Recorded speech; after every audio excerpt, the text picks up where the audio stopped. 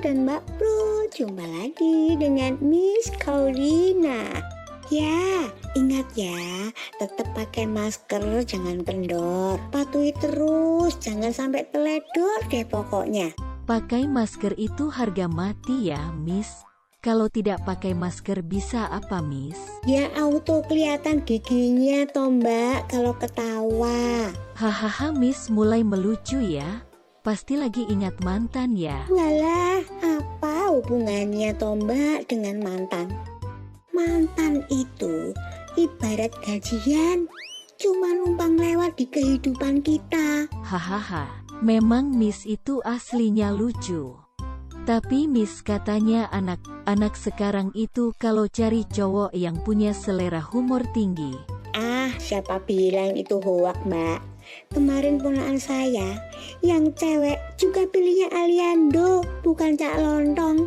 Padahal Cak Lontong selera humornya tingkat dewa. BTW, kemarin ikutan ngasdos, seneng kan? Oh iya, Miss.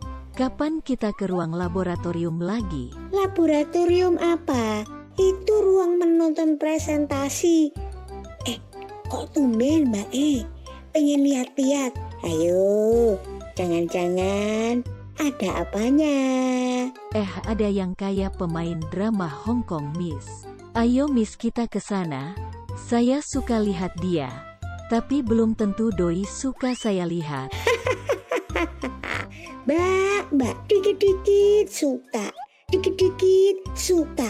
Wong suka kok dikit-dikit. Sudah, jangan ngomong terus. Yuk, kita cus aja.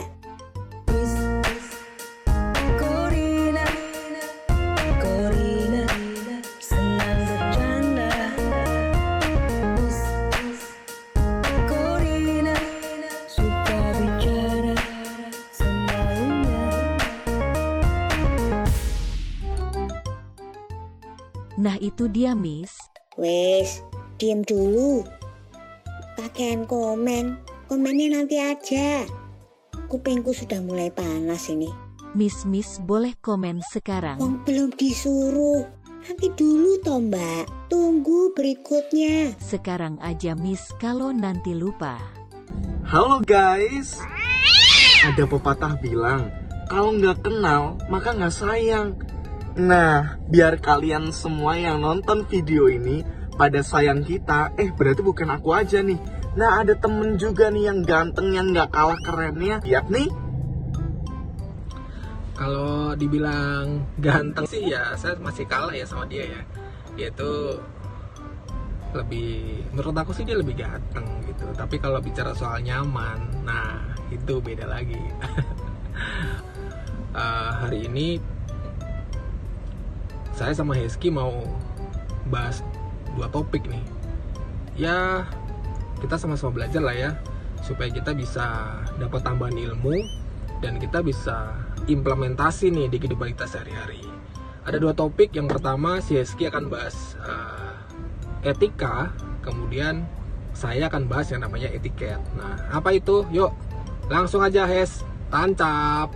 Nah, aku mau jelasin dulu sama kalian mengenai etika ya. Jadi, pengertian etika adalah nilai atau norma yang menjadi satu pedoman baik bagi satu individu ataupun bagi sebagian kelompok. Wow, berarti dengan kata lain teman-teman, etika adalah sebuah nilai berbicara mengenai manusia tentang moralnya. Nah, teman-teman, aku mau kasih satu contoh ketika kita sedang menghidupi etika itu sendiri di dalam ruang lingkup kehidupan kita. Salah satu contohnya adalah ketika kita datang ke rumah teman kita, atau ke rumah saudara kita, atau baik ke rumah keluarga kita. Kita pasti mengucapkan salam sopan santun ya. Kita pasti ngobrol dengan mereka seperti kata permisi, Kata maaf dan kata terima kasih itu pasti kita lontarkan, baik sedang dalam berkegiatan atau beraktivitas dengan mereka. Nah, ini merupakan salah satu contoh etika juga yang kita bisa hidupi dalam kehidupan kita sehari-hari, berbicara mengenai moral kita sebagai manusia. Loh, ternyata teman-teman, Alkitab juga mengingatkan kita loh soal pentingnya kita beretika atau memiliki moral yang baik dalam kehidupan. Seperti dalam perjanjian lama, yakni ada 10 hukum Taurat, salah satunya berkata, jangan membunuh. Ini juga bertepatan sekali dengan moral dan etika kita sebagai manusia. Nggak boleh membunuh. Nggak boleh membunuh. Berarti termasuk tidak boleh membunuh perasaannya kepadamu ya, Hes. Nah, itu dia teman-teman yang kita dapat pelajari dari etika. Cukup sederhana ya, namun ini sangat penting bagi kehidupan kita sebagai manusia, yakni berbicara mengenai moralnya. Mari kita semakin kesini, semakin memperbaiki moral kita sebagai manusia. Nah, sekarang ini kita mau membahas sesuatu hal yang gak kalah penting, yang akan dibahas oleh teman Heski yang paling kece, yakni Mas Andre. Silakan Mas Andre. Oke, Hes. Sekarang giliran saya nih bahas etiket ya. Kalau tadi etika mungkin lebih hubungannya kepada diri kita secara pribadi. Etiket ini lebih luas hubungannya dengan masyarakat di sekitar kita. Nah, etiket juga hubungannya tetap sama, yaitu sopan santun.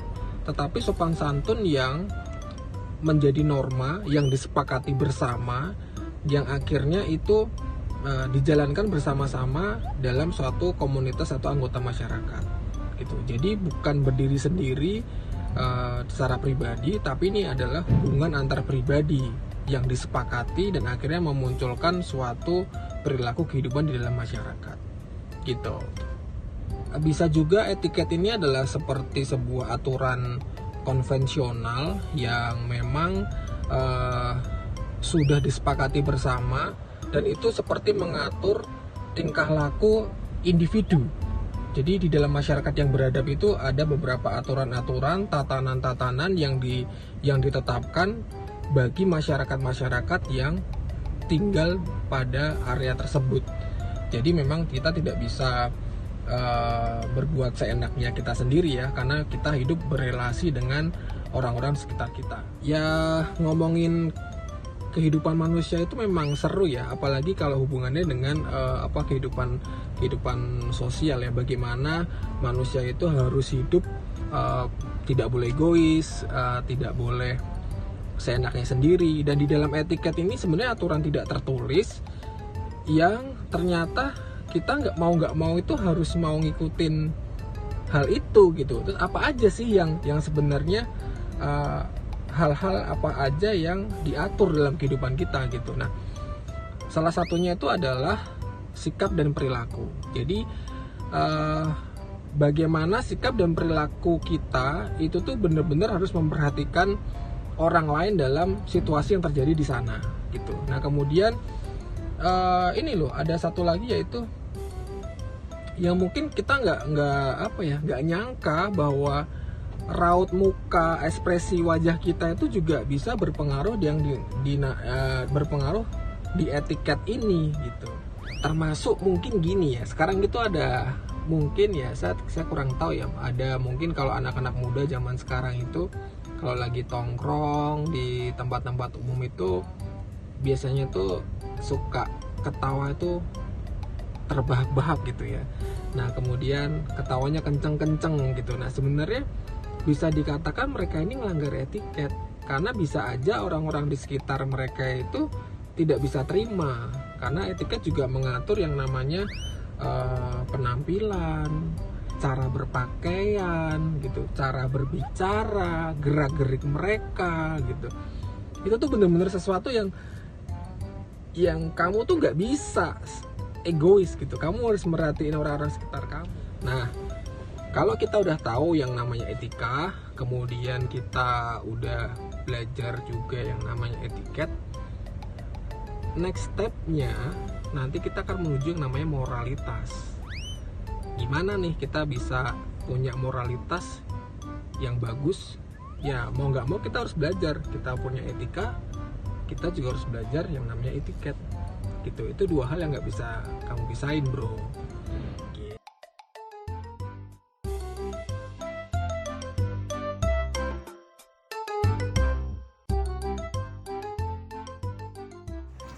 Halo, selamat pagi.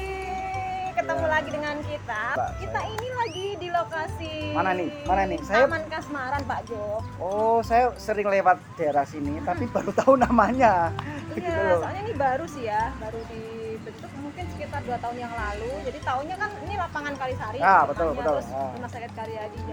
Memang saya aktivitasnya di sini ada buka warung wedang rempah di Weh. situ. Nah, silakan mampir Cocok, ya. cocok. Teman-teman yang mau Wah. mampir ke sini. Wedang Cocok itu rempah. nanti kapan-kapan harus nggak kapan-kapan dong, harusnya hari ini saya harus nyoba ya. Ya, habis Iya, ini gitu. deh, habis ini wedang rempahnya pasti. Harus nyoba ini. Nah, Wah. teman-teman, hari ini kita akan bahas tentang narsis. Nah, kalau kita itu ketemu sama orang hari-hari Ya. gini, bawa HP, selalu akan cekrek, bener?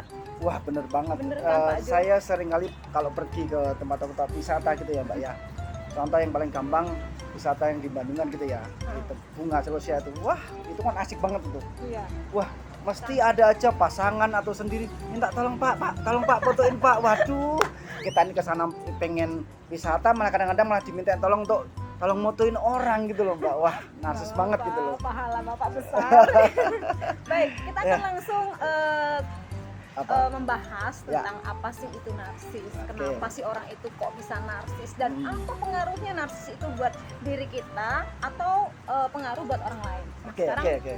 kita lihat ya, narsis itu adalah istilah populer di kalangan anak muda Indonesia yang biasanya itu digunakan untuk mendeskripsikan orang-orang yang biasanya terlalu percaya diri, ya hobinya itu pamer Oh, gitu. tapi Jadi, kan itu penting. ya, masih itu penting karena Ya. saya juga suka. Saya itu juga suka narsis Bapak Jo. Aduh. Soalnya kalau udah dandan gitu ya, terus Aduh. udah rapi, kalau nggak diabadikan itu kok kurang ya? Apa ini Oh, harus gitu ya? dicekrek gitu. Waduh, makanya. saya harus belajar berarti ya. Iya. Nah, ini ada pakar nih, psikolog ternama namanya Ya. Sigmund Freud. Ia mendefinisikan sebagai gangguan kepribadian. Mm-mm. Narsistik itu katanya narsis itu gangguan kepribadian. Wah. Benar nggak sih, Pak?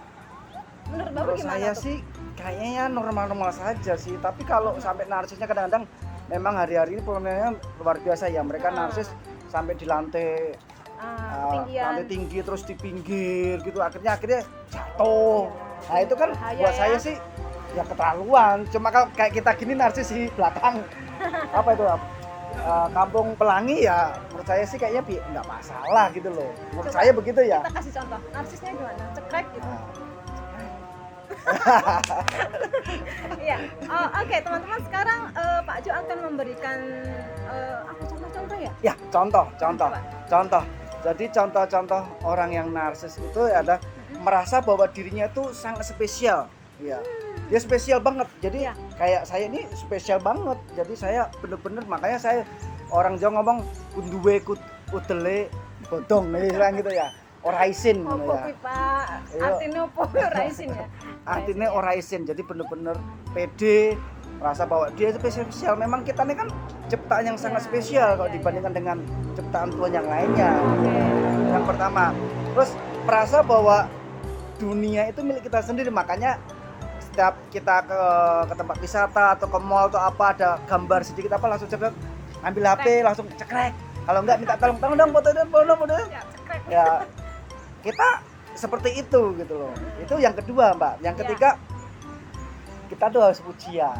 Kan Haus habis ya. cekrek-cekrek itu kan biasanya kan kita dimasukkan ke status Senang banget atau kalau ke ada orang IG yang kasih jempol gitu atau ya. ke Facebook terus akhirnya ngasih like, kasih komentar. Waduh, kalau semakin komentar semakin bagus, kita semakin besok kita foto lagi gitu seperti itu. Jadi Pokoknya lebih keren bener-bener lagi fotonya. haus pujian kok. Betul. Siapa sih yang nggak pengen dipuji? Ya kan Mbak Esther kalau dipuji kan pasti seneng ya, Pasti pasti dong, seneng pasti ya. akan berseri wajah Ya. saya. Terus selanjutnya adalah merasa bahwa berhak untuk mendapatkan segalanya. Berhak, jadi merasa bahwa ya ini milikku, aku berhak untuk dapatkan uang itu hak kok gitu loh, seperti itu. Iya, oke. Ya, Oke, ya yang terakhir adalah merasa tidak pernah memikirkan perasaan orang lain atau pikiran orang lain. Yang penting aku seneng. Nah, itu merasa seperti itu, Mbak. Jadi contoh-contoh orang narsis itu punya kecenderungannya arahnya ke sana. Tapi itu sebenarnya positif atau negatif sih, Pak? Ya, kalau menurut saya sih kalau yang normal-normal saja seperti yang saya sampaikan positif tadi itu positif. Tapi kalau sampai narsisnya seperti yang tadi saya sampaikan tadi loh, harus ke tempat yang tinggi-tinggi terus sedih, aduh, itu kan membahayakan. Ya, Menurut saya adalah sesuatu yang tidak membahayakan, yang terlalu tidak merugikan orang lain. Buat saya sih positif-positif saja. Gitu. Siap, siap. Kayaknya kemarin kita baru dapat ini ya, Apa? materi tentang maksudnya supaya kita tuh selalu up to date dengan diri kita. Jadi promosi gitu kan. Nah, itu kan harusnya ada hubungannya dengan narsis ini. Iya, Bener jadi nggak? harusnya begitu. Makanya kayak Mbak Esther kan punya usaha ini ya, usaha wedang rempah ya. Wedang rempah. Nah, itu kesempatan untuk promosikan promosi. sambil kita minum wedang jahe. Wah, wedang rempah, wedang jahe ya. Si Nah, itu dalamnya ada promosi. jahenya. Iya, gitu. Iya. Oke, baik teman-teman. Itu tadi sekelumit tentang narsis. Nah, bagi teman-teman yang punya pertanyaan atau mungkin kurang puas nih mau konsultasi langsung dengan Pak Jo Waduh. yang ganteng atau dengan saya, Yang cantik. nanti saya kasih nomor HP-nya. Nah, Oke. itu gampang. Kita Kita- cekrek-cekrek dulu dong sebelum kita tutup dong. Gayanya 1 2 3 krek gitu ya. Nah, gayanya yang beda lagi ya. Gimana? Ya. Nah, tadi kan 1 2 2 3. 3 cekrek. 1 Ya. 2 3. Ya. Oh, itulah narsis teman-teman. Ini narsisnya kayak gini nih, kayaknya paling narsis dia. Baru ketemu udah narsis. Nah, sekarang kita ada di penghujung acara. Ya udah berapa menit ini kita Pak Jo bicara ya? Ya, aduh nggak ngerti nih, saya nggak punya jam soalnya nih. Harusnya aku pengennya tuh ngomong terus karena samping Pak Jo ini semangat jadinya. Gitu. Nah, yuk sekarang kita akan pamit undur diri. Oke. Kita katakan apa? Ya, Terima kasih ya. ya. Terima kasih. Terima kasih teman-teman. Salam sukses, sehat selalu. Ya. Nah itu doi yang satu kaya pemain drama Hong Kong, yang satu kaya pemain drama India. Hahaha, Nah terus komennya apa? cuma satu komennya, mengapa kok tidak disertakan Instagramnya, kan bisa kenalan. Iku jenenge modus. Mbak Google mulai modus. Ayo, mau stalking kan? Siapa ayo?